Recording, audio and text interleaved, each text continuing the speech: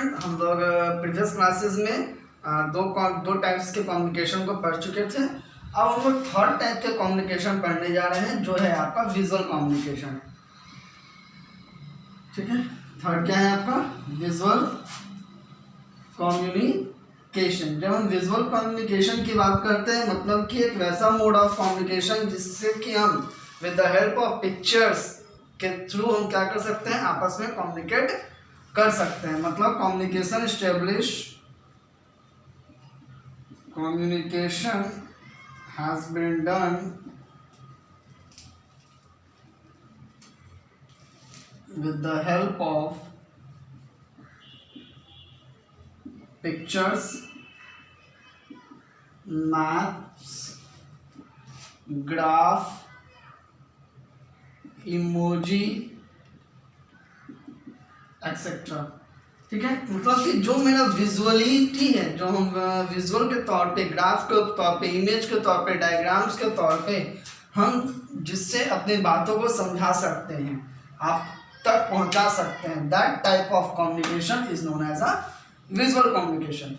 तो इसका अपना एडवांटेज भी होता है, इसका अपना डिसएडवांटेज भी होता है। जैसे कि अगर हम बात करते हैं, आप लोग एसएसटी में पढ़ते हो हिस्ट्री में, कि कौन सा राजा कितने दूर तक शासन किया, कितने दिन तक शासन किया, उसका उस समय क्या क्या उनका मेन कहाँ कहाँ वो वार किए, या जो आपका ज्योग्राफी में कहाँ रिसोर्सेज हैं, क्या है, किस टाइप के रिसोर्सेज कहाँ पे ज़्यादा पाए जाते हैं, ये लिख के बताने से बेटर है कि हम ग्राफ के थ्रू क्या कर सकें, हम आपको इजीली समझा सकें, ग्राफ के थ्रू समझा सकें, या मैप्स के थ्रू समझा सकें, या हो सके तो हम आपको पिक्चर्स के थ्रू समझा सकें, जिससे कि इजी वे में कम्युनिकेट हो जाए, आप बात समझ में आ जाए। इस टाइप के कम्युनिकेशन को जनरली हम कहते हैं विजुअल कम्युनिकेशन। तो विजुअल कम्युनिकेशन में वो सारे चीज़ आएंगे जो हमारा क्या हो, पिक्चर से रिलेटेड हो।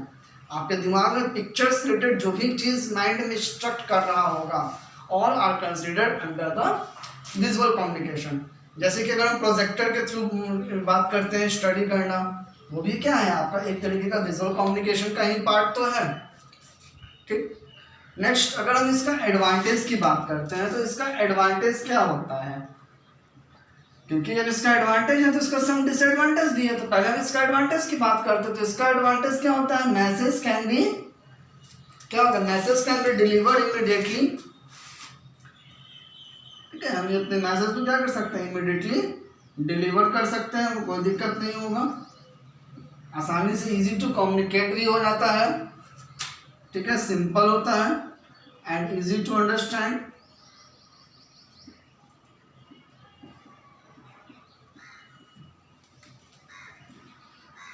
ठीक, और इसका क्या एडवांटेज होगा, पहला चीज की है, देखिए आसानी से ये डिलीवर भी कर सकते हैं, इजी टू अंडरस्टैंड भी, और सबसे मेन बात इसका एडवांटेज क्या है, ये आपका यूनिवर्सल होता है, ये यूनिवर्सल होता है, ये पर्सन टू पर्सन या कंट्री टू कंट्री ये चेंज नहीं होने वाला है। जैसे कि अगर हम बात करते हैं नोटेशन में, जब तक हमको याद है कि माउंटेन के लिए ब्राउन करते हैं, ओशियन के लिए ब्लू करते हैं, प्लेन्स के लिए ग्रीन करते हैं, ये सब टाइप्स क्या है, नोटेशंस होती हैं लैंड डिस्ट्रीब्यूशन का, तो ये यूनिवर्सल है। ठीक है, या अगर कहीं भी यू टर्न है, तो यू टर्न का जो आपका ये साइन एंड सिंबल्स होता है, ये सारा जो भी है, ये सब क्या है आपका यूनिवर्सल है। ठीक है, तो इसका सबसे बड़ा एडवांटेज यही होता है कि इसको हर पर्सन इसको समझता है, जानता है, आइदर वो पर्सन लिटरेट हो या इलिटरेट हो, दोनों उसको इजीली क्या कर सकते हैं, अंडरस्टैंड कर सकते हैं।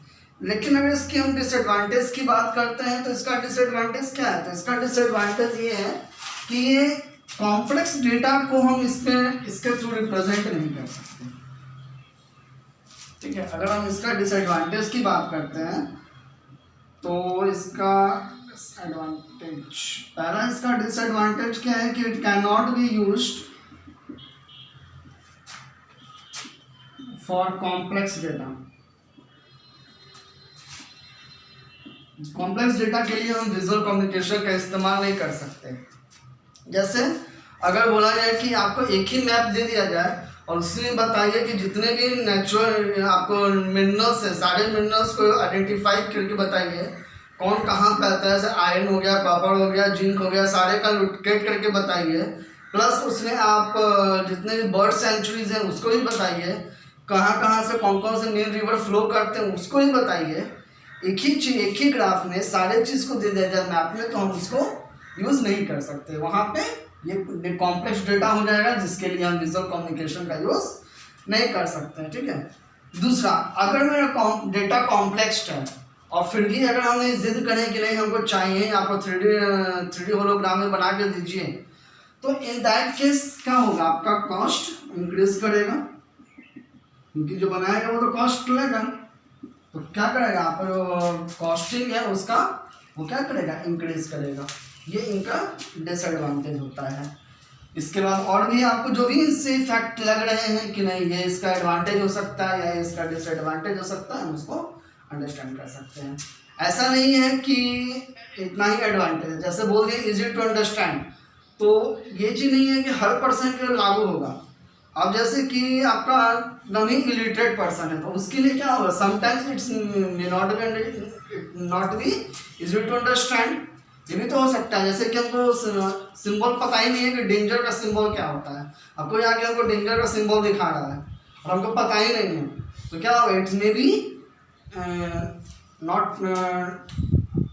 नॉट इजी टू अंडरस्टैंड हो जाएगा या कॉम्प्लेक्स जो भी हो व्हाटएवर, ठीक है। नेक्स्ट हम लोग पढ़ेंगे तो आएगा आपका रिटन कम्युनिकेशन। तो ऐसा नहीं है कि जो एडवांटेज दिखा दिया गया वही उसका एडवांटेज है, सम केसेस में आपका वो डिसएडवांटेज का भी रूप ले सकता है। नेक्स्ट अगर हम बात करते हैं रिटन कम्युनिकेशन, ये हमारा सबसे बेटर कम्युनिकेशन है जिसको हम लोग यूज़ करते भी हैं।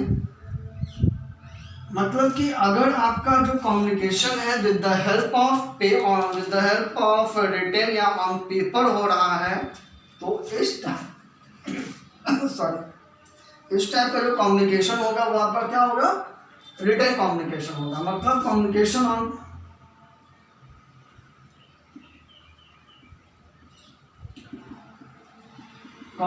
ऑन पेपर पे जो आपका कम्युनिकेशन हो, चाहे अब वो पेपर आपका कोई भी हो, आपका कॉपी का पेपर हो, चाहे आपका मोबाइल का पेपर हो, या फिर आपका न्यूज़पेपर हो, या कोई भी लीगल एंड इलीगल जो भी पेपर हो, अगर हम कम्युनिकेट कर रहे हैं with the help of paper then it is called a written communication. लिख के दे रहे हैं, चाहे आप मैसेज ही लिखते हो तो मैसेज लिखते हो, it is a type of written communication. It is not a part of our verbal communication and non verbal communication और विजुअल कम्युनिकेशन, क्योंकि हम उसको मैसेज क्या कर रहे हैं, लिख रहे हैं। दूसरी बात, जब हम मैसेज लिखते हैं तो हमारे पास लिखने का दो तरीका होता है। एक तो जैसे मन आया वैसे लिख दिए, बस आगे वाले को बात समझ में आ जाए, जो हम लोग जनरली व्हाट्सएप कम्युनिकेशन पे यूज़ करते हैं। लिखते हैं हिंदी में, वो समझाना चाहते हैं हिंदी में पर लिखते हैं इंग्लिश में। एक होता है कि नहीं, लिखने का प्रॉपर ढंग होना चाहिए, प्रॉपर स्ट्रक्चर होना चाहिए जिसको कि लिखने में क्या हो, देखने में अच्छा लगे, और एक तो देखने में अच्छा लगे प्लस अगर लॉन्ग है रिटन है तो उसको थोड़ा इंटरेस्ट भी जगे, जिसके कि सारे मैसेज को क्या कर सके, वो सारे टेक्स्ट को वो रीड कर सके। ये सारा कुछ होता है। यानी कि अगर हम effective way of written communication की अगर हम बात करते हैं, effective way of written communication, तो effective way of written communication में क्या क्या आएगा, मेरे पास लिखने का तरीका मतलब वे ऑफ राइटिंग, ठीक। उसके पहले हाउ टू राइट, ठीक। उसके बाद क्या आएगा हमारे पास, वोकैबुलरी,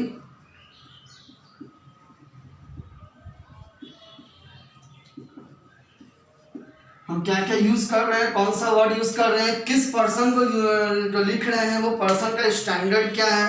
अब ऐसा तो नहीं है कि हम किसी एमडी को एप्लीकेशन लिखें और उसका स्टैंडर्ड हमारा क्लास 7-8 का जो प्रिंसिपल्स का जो वे होता है उस तरीके से लिखें, या फिर उस इजी बहुत ज़्यादा इजी सिंपल वर्ड यूज़ कर दें, ये भी नहीं होगा।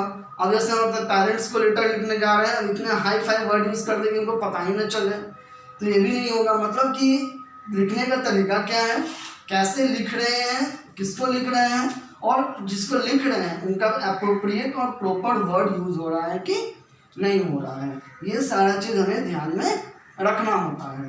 यानी कि क्लियर। अब हम आगे बढ़ते हैं कंपोनेंट ऑफ रिटन कम्युनिकेशन।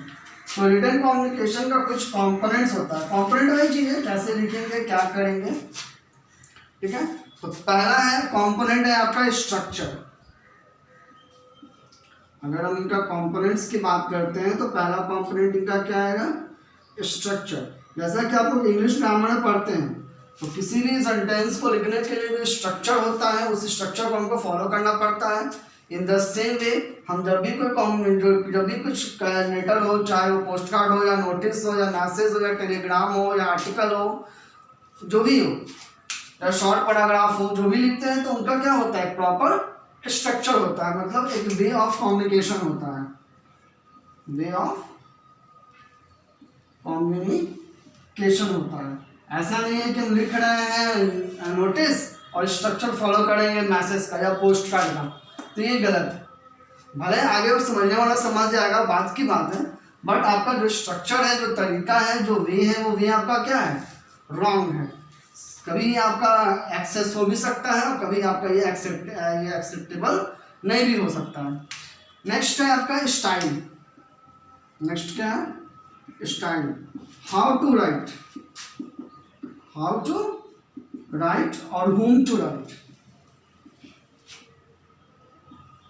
किसको लिख रहे हैं और कैसे लिख रहे हैं, ये भी होना बहुत जरूरी है।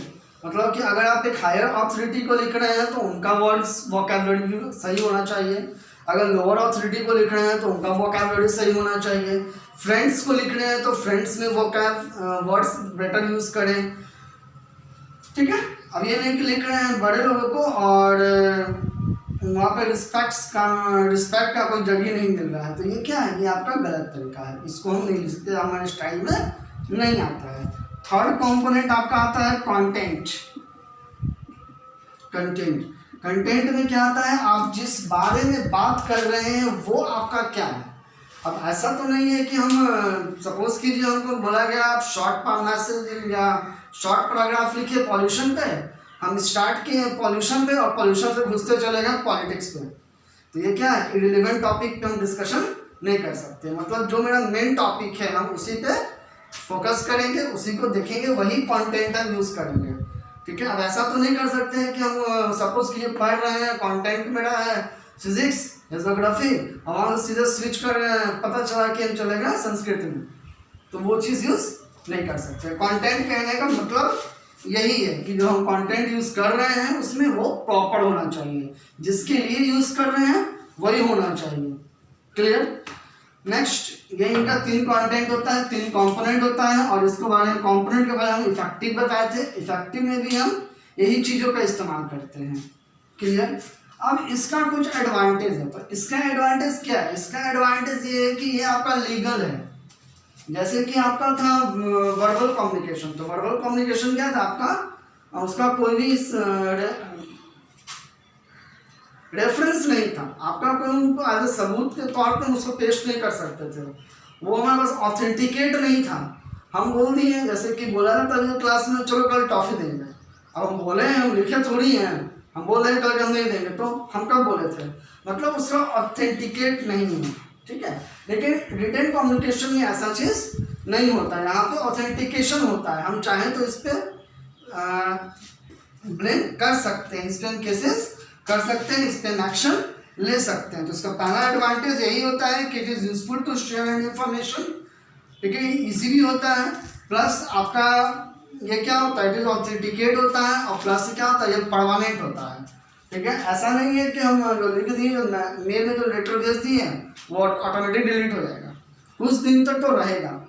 लेकिन अगर हम इनके डिसएडवांटेज की बात करते हैं तो इनका डिसएडवांटेज क्या है, पहला इनका डिसएडवांटेज ये है कि it is a time consuming, ये बहुत ज़्यादा टाइम क्या करता है, कंज्यूम करता है, ठीक है। It is comparatively costlier then other means of communication. आज के तौर पे इसको ना कनेक्ट करें तो बेटर है।